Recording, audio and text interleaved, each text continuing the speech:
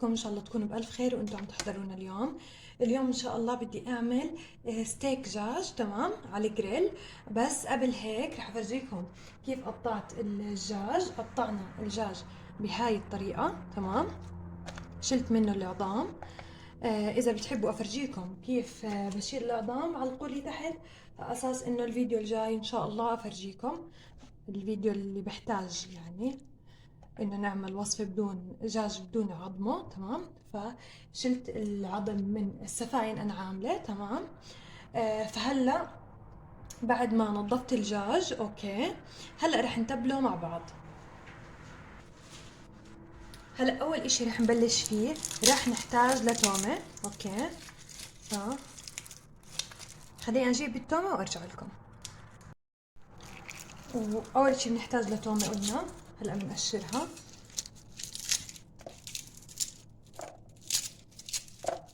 انا بحب التومة اكترها بوسطات الدجاج، كثير تطلع زاكية تمام. فهلا بنقشر التومة.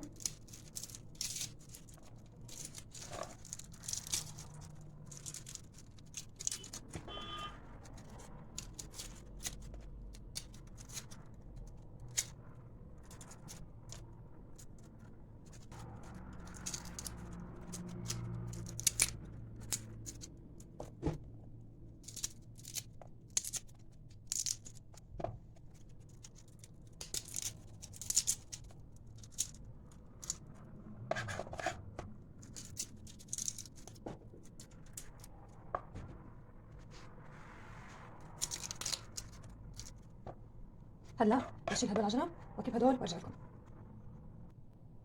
وهلا بدنا نفرم التومة. تقدري تفرميها، تقدري تبرشيها، فيش مشكلة اللي بريحك تمام. وهلا بعد ما فرمنا التومة نجيب الدجاج تمام، ونحط التومة على الدجاج ونبلش نبهر الدجاج ونتبله. راح احط هلا زيت زيتون تمام، حوالي معلقتين. وهلا رح نحتاج لعصرة ليمونة او نص ليمونة حسب حجمها.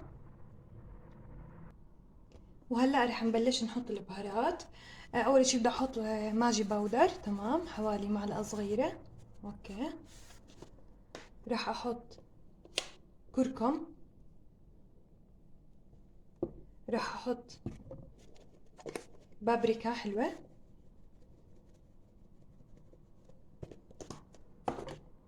رح احط شطة باودر، ورح نحط شوية فلفل اسود،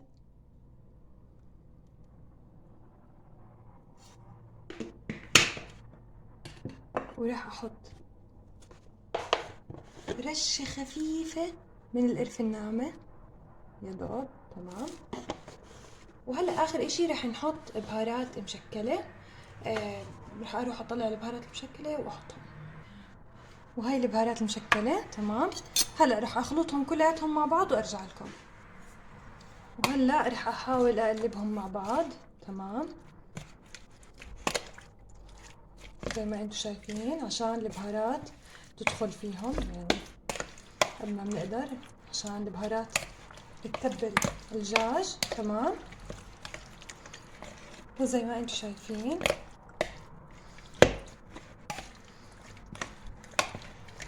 هلا بعد ما تبلتهم راح اتركهم حوالي ربع ساعة يتشربوا الخلطة، وبعدين راح نبلش شويهم. وهلا بدي اقشر البطاطا هاي واقطعها، بس راح اعملها بطريقة مختلفة عن الآلية يعني. هلا راح افرجيكم كيف بالضبط شو راح اعمل فيها، بس الطريقة هاي صحية اكتر تمام. عم نحاول نتجه للاكل الصحي، فراح افرجيكم كيف الطريقة اللي راح اعملكم فيها، او شو هي الطريقة اللي راح نعمل فيها البطاطا. اول اشي راح نبلش تقشير البطاطا.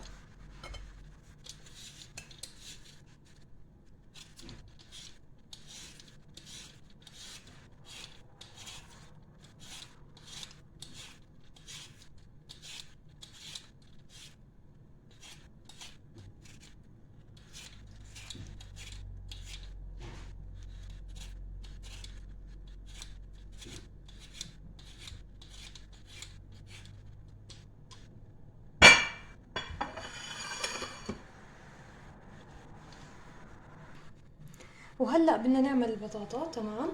عندي البطاطا بعد ما هي عندي البطاطا بعد ما قشرتها. تمام. وغسلتها. هلا بدنا نقطعها، بس ما رح نقطعها صغير، رح نقطعها زي كيف البطاطا الوجز، نفس المبدأ. اوكي. فهلا رح نبلش تقطيع.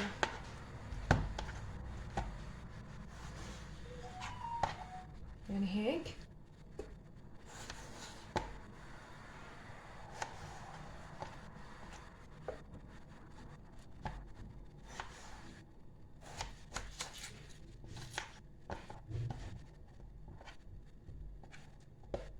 مش عارفة ألاقيها هيك.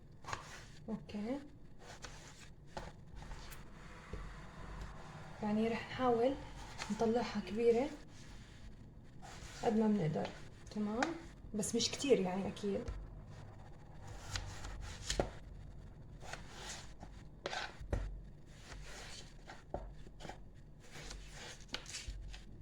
هلا قطعنا هدول،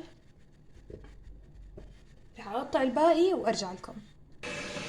وهلا البطاطا عندي هيك جاهزة. تمام. وهلا شو رح اعمل؟ بسخن مي بالكتل. بدنا نسلق البطاطا بس يا دوب ربع سلقة، نص سلقة هيك تقريبا، وبعدين بدنا نشويها، نتبلها ونشويها. فهلا بدي اتركها، بدي اترك المي قبل ما تغلي. بس تغلي المي رح نسلق البطاطا زي ما قلت لكم. وهلا هون بدي اسلق البطاطا، بس زي ما قلت لكم ما رح نسلقها سلقة كاملة. هاي البطاطا.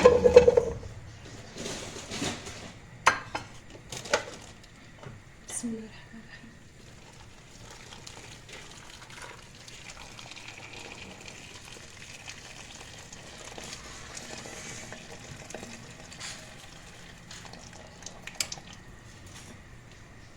وهلا رح ارش عليها رشة ملح واتركها تنسلق نص سلقة، وبعدين برجع لكم.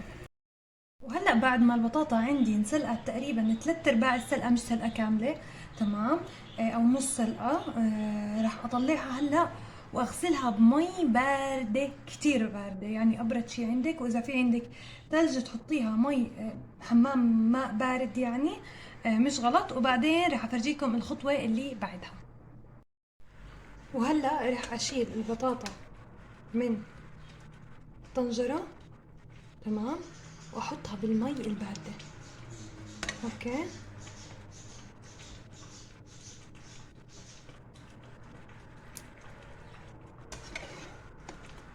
رح اعملهم على فوجين لانه اكيد المي عندي رح تسخن.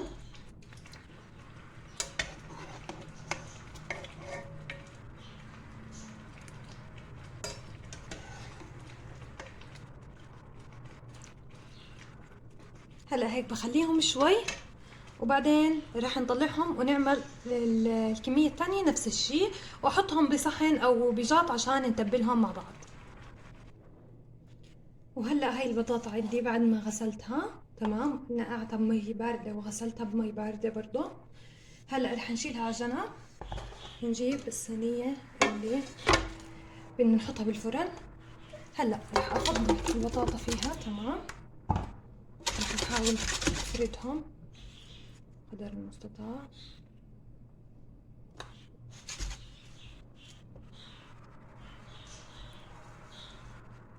تمام هيك. هلا بدنا نبهرهم. ايش في عندك بهارات حابة بتلبق للبطاطا حطيها. خليني اشوف ايش بدي احط بهارات. احط عليها شوية زيت زيتون. تمام. ما رح نكتر.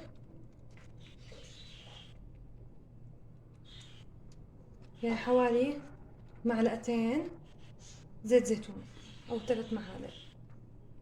لا، هم معلقتين كبار زيت زيتون. هيك خلصنا زيت. هلا بدي احط عليهم ملح.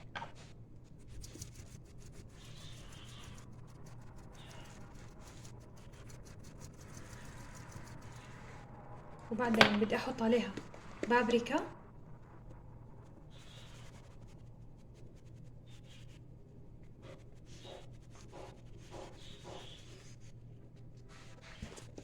وراح احط عليها هدول البهارات للبطاطا ناسي ايش اسمهم.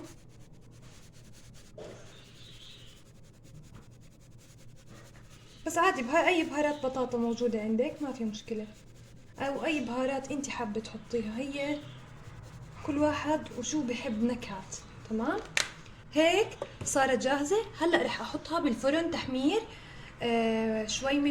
شوي من تحت وشوي من فوق، وصحة وهنا. والستيك هلا بفرجيكم كيف رح نشويه، ستيك الدجاج رح افرجيكم كيف رح اشويه. انا على كل حال رح اشويه بالجريل، بس رح افرجيكم قطعة كيف رح اعملها والنتيجة النهائية كيف رح تطلع معنا. هلا بدي احط الستيك على الجريل. تمام، فانا هلا رح احط، بدي اياه ينشوي اكتر من انه ينقلي، فما حطيت لا زيت ولا اي شيء، لانه اصلا الجريل اللي عندي جرانيت. اوكي، فهلا بدي اخليها هيك تنشوي وبعدين بفرجيكم النتيجة. وهذا شكل البطاطا النهائي. وهلا رح اسكب البطاطا والدجاج، ستيك الدجاج بصحن وافرجيكم اياه. وهذا الشكل النهائي، وعملنا بجنبه سلطة وصحة وهنا. ولهون بيكون الفيديو تبعنا خلص. ان شاء الله يكون الفيديو عجبكم. اذا عجبكم لا تنسوا تعملوا لنا لايك وتشتركوا بالقناة اذا مش مشتركين. ويلا باي باي.